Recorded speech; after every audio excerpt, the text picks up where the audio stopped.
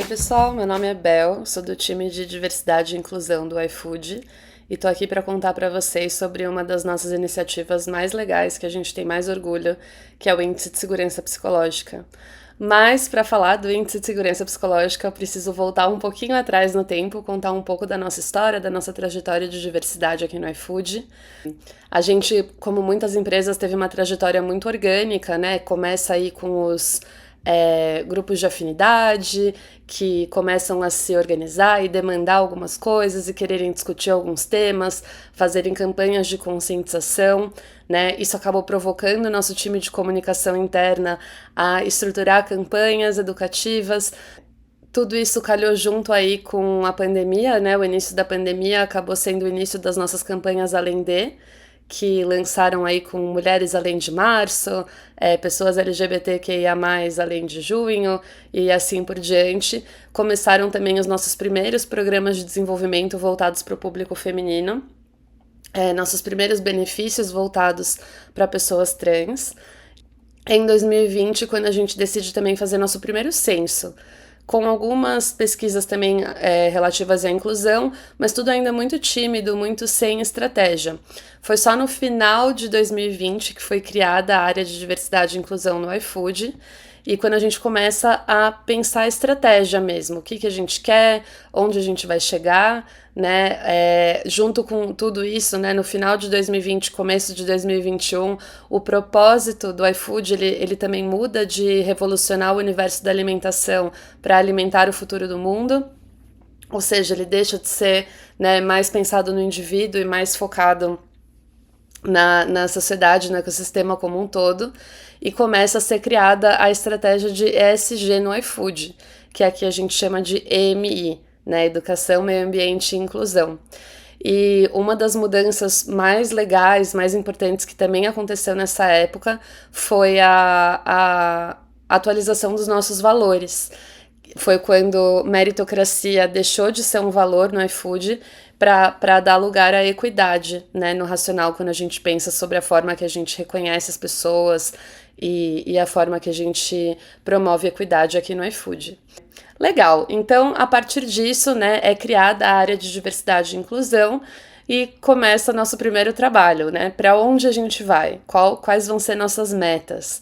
O nosso trabalho de construção de metas e compromissos públicos que a gente tanto fala, ele levou em conta dois principais aspectos, né? Comparação com o mercado.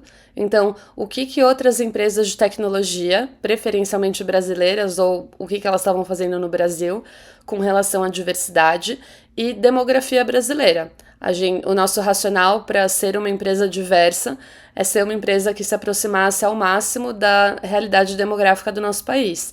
Então, num país em que mais da metade da população é feminina, mais da metade da população é negra, para a gente fazer muito sentido começar, né, priorizar esses dois grupos no nosso primeiro trabalho de metas e de compromissos públicos, ou seja, tornar o iFood, o retrato, né, demográfico do iFood, o mais próximo aí da demografia do nosso país.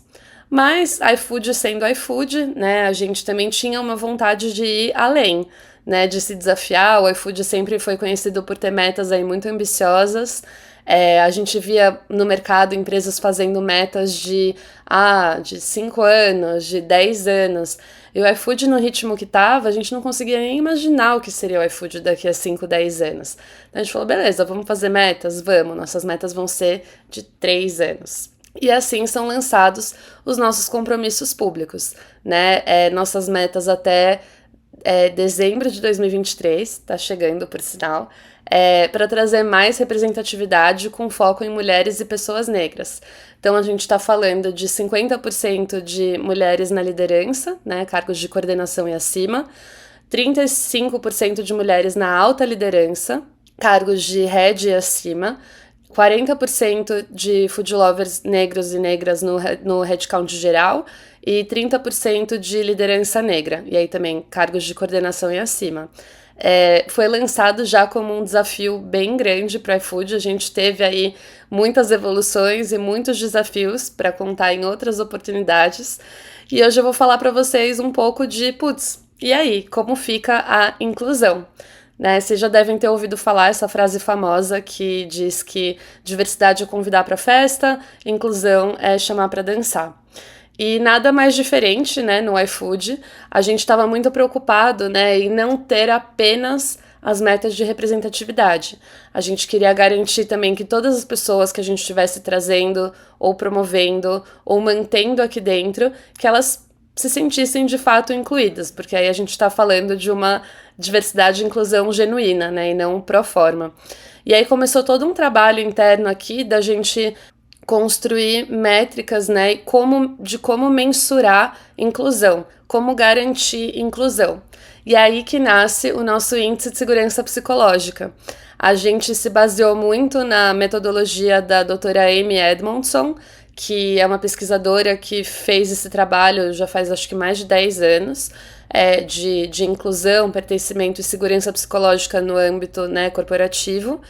E a gente parcerou com uma consultoria chamada Ideia Fix para construir o que seria o nosso índice de segurança psicológica, baseado, lógico, nessa metodologia, mas também considerando a cultura iFood, né? E só aqui uns spoilers do nosso índice de segurança psicológica, né? No primeiro ano que a gente rodou a pesquisa, a gente teve 65% de adesão, que já é uma adesão considerada boa, já é estatisticamente representativa.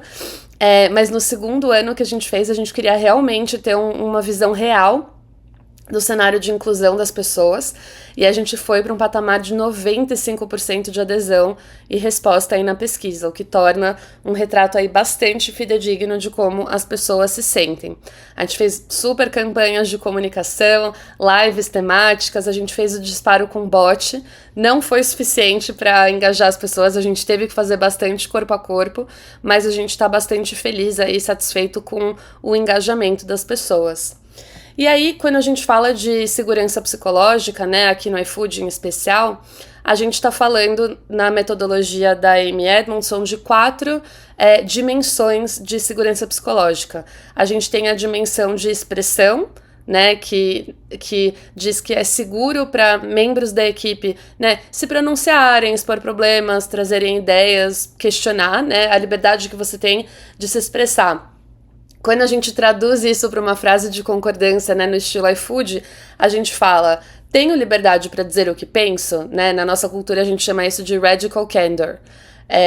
E aí a pessoa faz uma concordância aí de 0 a 10. A outra dimensão que a gente analisa no nosso ISP é a dimensão de interação, ou seja, é seguro pedir ajuda, ter conversas difíceis, dar e receber feedback, engajar com colegas e iniciar e manter um diálogo. E a gente pergunta isso através da frase: somos capazes de ter discussões sinceras sem prejudicar nosso relacionamento. Então essa é a segunda dimensão da segurança psicológica. A terceira é de aprendizagem, então se é seguro para membros da equipe fazer perguntas, inovar, arriscar e aprender com os seus erros.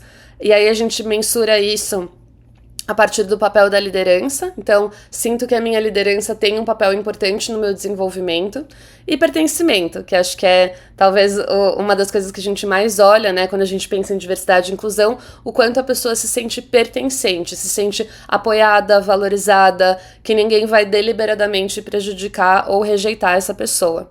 E a pergunta é, me sinto valorizado ou valorizada pelo iFood? E pra gente foi muito importante, né, fazer essa pesquisa, ter um senso de inclusão e pertencimento aqui dentro. E pra gente é muito importante no iFood, né, não só entender como é a média geral de segurança psicológica, mas justamente entender as quebras, né, quando a gente tá falando de grupos subrepresentados, como que esses grupos estão performando no ISP. A boa notícia é que a gente está performando bem, né? Inclusive, especialmente em grupos minorizados. Já há 2 anos que a gente mensura o ISP. e a gente tenta comparar, né, um grupo com o outro para ter um senso real aí de como é essa segurança psicológica. Então a gente mensura homens cis, mulheres cis, pessoas trans, pessoas não LGBT, né, QIA+, com pessoas LGBT, pessoas negras com pessoas não negras, pessoas com deficiência e pessoas sem deficiência. Pela escala, né, do índice de segurança psicológica, qualquer nota acima de 7,5 já é considerada uma nota boa. Então a gente já tinha uma base boa no nossa primeira coleta de SP. A boa notícia é que a média aumentou no segundo ano que a gente foi mensurar, isso que tinha uma adesão muito maior no segundo ano do que no primeiro. E foi a partir disso que a gente desenhou também as nossas metas de inclusão, né? A nossa meta é reduzir o gap aí entre grupos subrepresentados e grupos, né, de cultura dominante em 50%, e a nossa super meta é aumentar a média do ISP para 9, que já é considerado um indicador excelente de inclusão pela nossa escala, pelo nosso índice. E é isso, pessoal. A gente acredita que para ter metas efetivas de diversidade e inclusão, a gente precisa olhar tanto para a representatividade quanto para a inclusão, e que é importante mensurar a inclusão, é importante ter dados indicadores de como as pessoas efetivamente se sentem, de como elas interagem, de como elas conseguem fazer parte aí genuinamente da cultura da empresa. E pra gente era essencial não separar uma coisa da outra, né? Não só ter metas de representatividade, mas também ter metas de inclusão. Mas, como a gente costuma falar aqui no iFood, estamos apenas começando e estamos muito ansiosos aí para ver como vai evoluir o nosso ISP, como vão continuar evoluindo nossas metas de inclusão. E fico muito feliz aqui de compartilhar essas boas práticas com vocês. Obrigada, tchau, tchau.